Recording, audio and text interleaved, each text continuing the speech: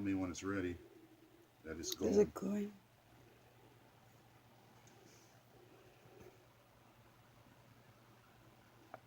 Go ahead.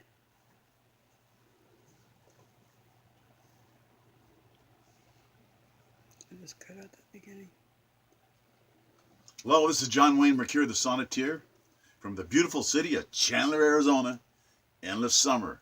You love it here. Year-round, fabulous weather. A little hot, but everything is air-conditioned. The cars, the stores, the homes. It's wonderful. It's a miracle. Living in a miracle in the middle of a paradise, Chandler, Arizona. Today, 40 years ago, August the 16th, my sweetheart's birthday, Rosemary, rest in peace. August the 16th, Elvis Presley died. It's 40 years ago. Can you believe it? I can't. Elvis was a good guy. That's why I'm telling you, life is short. That's why I want to thank these people, all right? Nobody thanks them. I'll bet you I'm the only one out there in cyberspace that's even thanking them or mentioning their names. The ones who invented YouTube.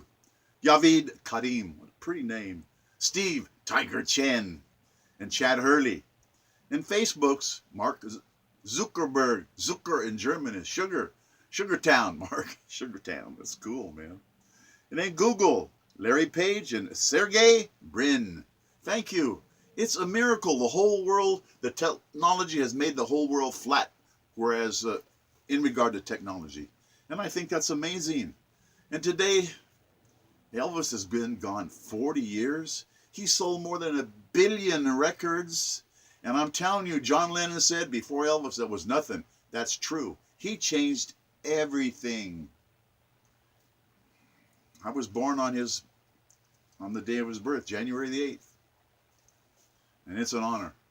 Believe me. I've always liked that, being named for John Wayne, the movie star, and my last name Mercure. It's 2,000 years old.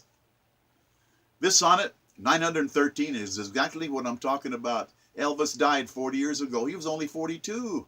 I know lots of people that die young. Life is short. Even the longest life is short. There's this lady, I used to call her on her birthday, and she made it to 103. And even 103, the life is just too short. And I hope yours is a long, fruitful one and enjoyable and pleasurable. But this sonnet, number 913, it's a warning. It's a threat, really. I will come when you least expect it. What? A lot of things. It's written. It's a parable. Oh, he's going to come when you least expect. When's he coming? When? You're not supposed to know that. It is written. We are warned. It is explicitly crystal clear. Written in ancient script. Laboriously copied. Reason to fear this threat. The unknown gaping before us. What is real when we die on the other side?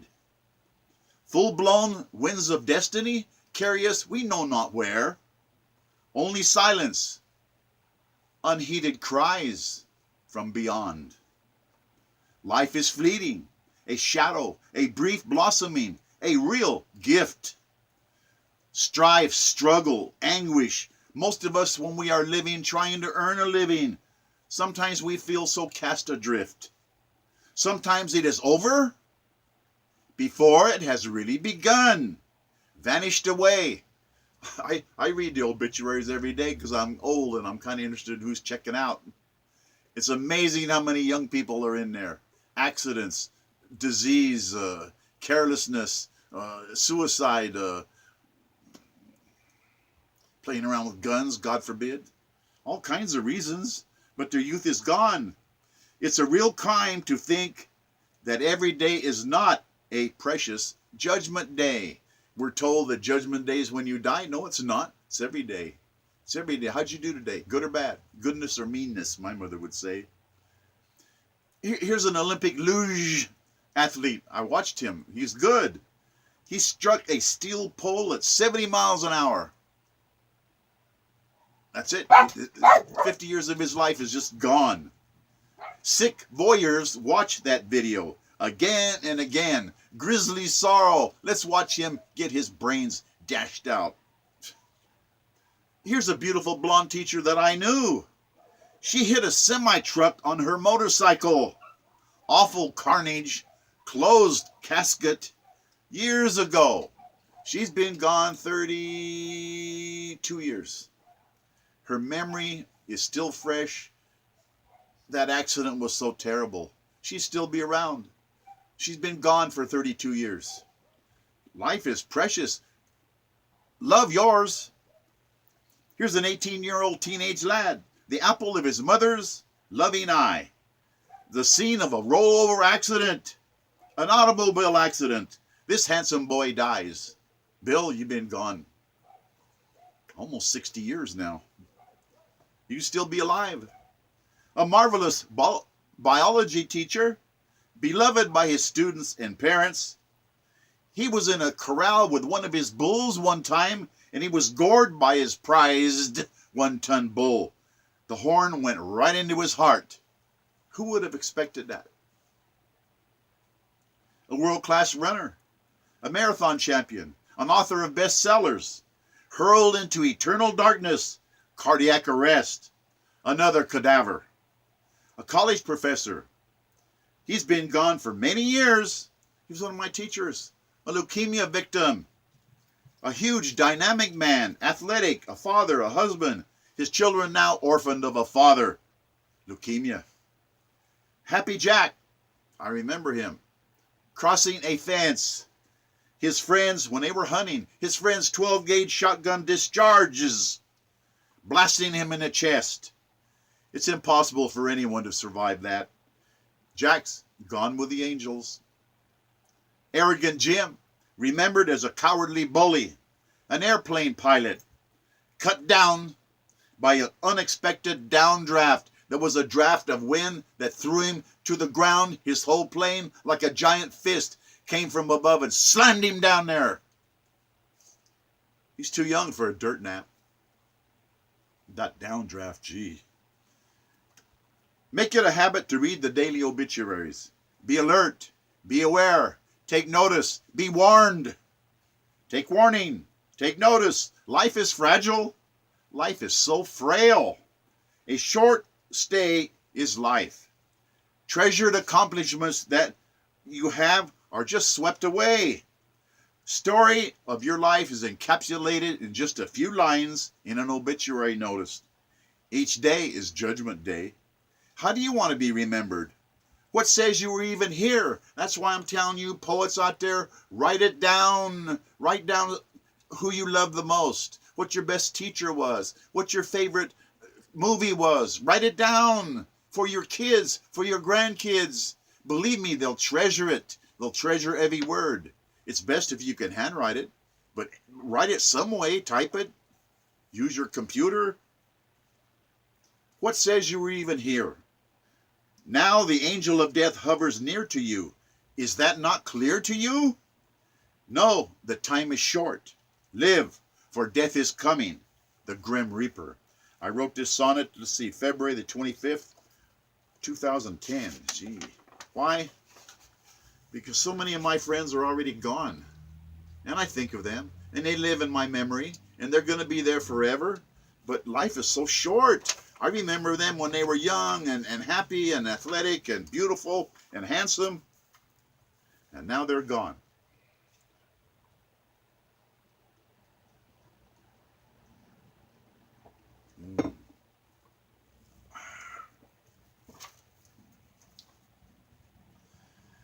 I worry about the young people out there. I'm a teacher, a principal, a guidance counselor. Look, you try to tell young people, all things are going to go to hell. You better grow up now and you better get serious about your schoolwork. But 2,000 years ago, the Greeks were saying, the kids, they're so sassy and they're lazy and they won't do this and they won't do that. And they gobble their food and they sass their elders. And it's terrible. They're incorrigible. There's a good word. 2,000 years ago, kids are kids.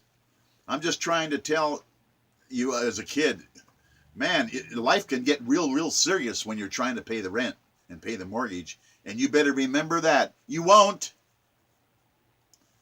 The name of this sonnet, number 911, is Spoiled child is bitter as a serpent's tooth is a spoiled child. That's in the Bible. Millions of children spoiled beyond redemption, little brats, squandering their youth, throwing away their God-given talents. Incalculable joy to parents while they are small, then disaster.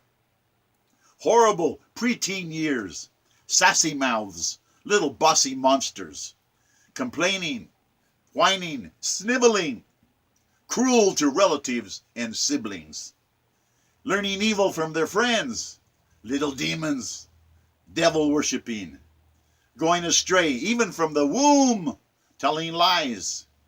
The innocence dies, excreting evil everywhere that they can. You see it in their eyes. Running away from home, tearing off and taking off with strangers, running amok, disrupting a happy home, self-destructive, incarnate bad luck, illegal drugs, having unprotected sex, too young. What the hell is next? Evil companions, shoplifting, friendly with known convicts, fighting with police, spray painting walls and neighbors' homes, losing court cases, incredible expense, the future simply doomed, already accumulating a real bad record. Wrecking automobiles, stealing vehicles, uninsurable drivers, making homes chaotic, foster care, very few adult survivors. Ditching classes, quitting school, functionally illiterate, dropping out of society, so proud of being totally ignorant, illegitimate, unwanted pregnancies, murder infants by abortion. Abortion is murder. I don't care what you think out there. What kind of a mother would murder her own flesh and blood? It's murder. It has to be to save the mother. No other reason. Get a grip. When we have people thinking it's okay to murder babies, what's next? The Nazis murdered 1.5 million babies. Is that what we are? We murder more babies than the Nazis, and it's wrong, and nothing's can make it right. A trimester abortion. What? Have we lost our minds? Corrupt leniency, let them get away with it, turns its face away, inviting destruction. Prisons bursting with criminals. Colleges, prisons, jail, colleges for teaching crime. Poison mines filled with rich, quick, illegal schemes. Millions of jobs are open and unfulfilled. Applicants don't have the skills. You have to have the skills before they'll hire you. And if you don't, there's millions of job openings, but nobody's qualified, especially now that it's high tech. They said that within the next 10 years, almost half of all Americans are going to lose their jobs. I'm talking to you poets out there. You guys we got to help each other get acquainted to technology to repair computers or write programs or work with technology to have a job for our neighbors, for our friends, for ourselves. We got to help each other because it's coming. It's like the Industrial Revolution. Machines, now don't have to do it by hand anymore. The agrarian revolution, now we have these harvesters. All of us don't have to be farmers. It's time that we learn a new trade, and I'm telling you, this sonnet is telling you to do that. You have to have skills. They shun adults without training. Your financial success is killed. Spoiled children expecting something for nothing. They like the nanny state. The government will give me everything. A government check. They'll give me government cheese. They're convinced the world owes them every desire. Little ingrates. Hating their parents who work themselves to death to try to help their kids have a better life. Nothing but grief to their loved ones.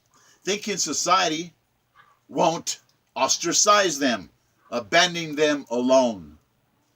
Smart aleck dropouts end up old and lonely, invisible and forlorn, apart from society, weeping, gnashing their teeth, scorned. Family hearts shattered by tragedy, harsh lessons learned. I'm telling you, I wrote this sonnet February the 12th, 2010. I'm telling you, spoil your kids, but you better tell them the facts of life about, son, maybe you need to help me pay the mortgage. Help me pay the rent. Help me with the groceries. Can you do that? Because it's going to be your bill pretty soon here when you're out on your own. You've got to tell them the economic facts of life, and parents don't. They don't tell their kids what they need to know about taxes and showing up for a job on time, which you're supposed to learn in school by not being tardy. Punctuality. Well, at least think about it, all right? Spoiled children, they still got to know the facts of economic money life.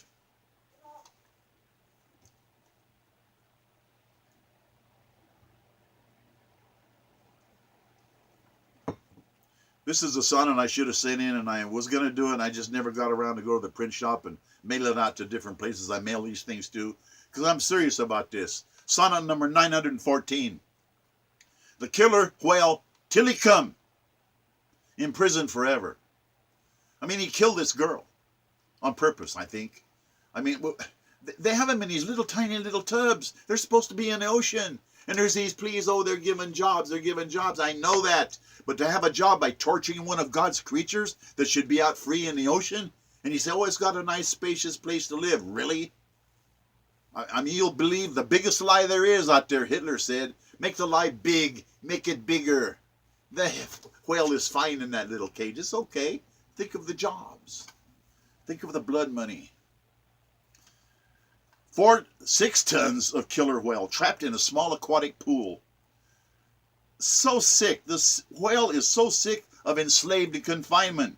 Entertainment for cruel fools. People like it. Oh, look how cute the whale is. I wonder if the whale takes a dump in that water. No. In the movie they said it go down to the McDonald's and uses their restroom. Of course it takes a dump in the water. They'd have to swim in their own dump. The whole wide ocean is just within their sight. They might as well just be on the moon. They're in a little fish bowl. The role of a trained animal doing tricks. Spectacle for goons. Human goons. Imprisoned forever in a little tiny fish bowl. Never ever to really taste of freedom. Evil human beings, profiting, wages, salaries, bucks, money off of wild animals' serfdom. Swimming in a little cramped space. What torment that must be. Going crazy, going insane, never knowing the ocean free. It's like that fish not knowing about heaven as an ocean and swimming clear through the crystal blue sea waters. The fish is swimming and swimming and swimming. He says, and swimming in the sea, why is it I can't find the ocean? You're in it. Human beings make hell out of heaven. We've got a heaven here if we just learn to get along. Never knowing to be free. SeaWorld parks torture sea life. They money from savagery, human savagery. Greed for money at any cost. Animal cruelty, stark barbarity. Tilikum, the whale, should be turned loose to roam the world's oceans and die free. Done with slavery, freed forever from wickedly evil ones. Of course, this will never happen. Too much money is at stake. Love of money turns human beings into monsters for profit's sake. Live off of the agony of God's creatures. Think about that whale in that tiny little fish bowl. Shameless slavery. Declare innocence of the animal. Dirty dollars and cents. Souls of iniquity. Dawn Bronchot, that's her name. The girl, the third victim, because this whale had killed before. Just drug her down there. He killed her. Killer whale, now a bigger attraction. Where's the killer whale? Where is that whale? I want to see it. The fond of leering glee at perhaps another killing's fatal action. Hoping to see some gore. Well, maybe chewed it up. Can we see? Another trainer is dead. Rising nevermore. Torturing animals that should be free. Making them do tricks. They don't want to do those tricks. A killer whale taking on a great, huge white shark off of San Diego. The whale was victor over the great white. Those are tough animals that beat the great white shark, kill the great white shark. and they had it off the coast of San Diego in a video. The shark was chewed in that shark burger. Killer whales are called killer whales for a very good reason. Cheap audience thrills, hoping to see death. Spectator sick. I mean, come on now. The killer whale kills somebody. It's a killer whale. What'd you think it was going to do? Beautiful birds in cages. Angry tigers trapped in tiny boxes. Awful way baby elements are tortured for 3 months by maniacs. If you only knew what they do to baby elephants. They torture them for 3 months to break their spirit. Don't you see that? Every time I see an elephant, I think of the human beast. It's terrible. Dogs skinned alive for their fur. Sharks killed for their fins just for soup and left to bleed to death. Buffaloes. There used to be 60 million of them in this country. And I've had buffalo before to eat. It's wonderful. But 60 million were there and they were all butchered, annihilated. Why?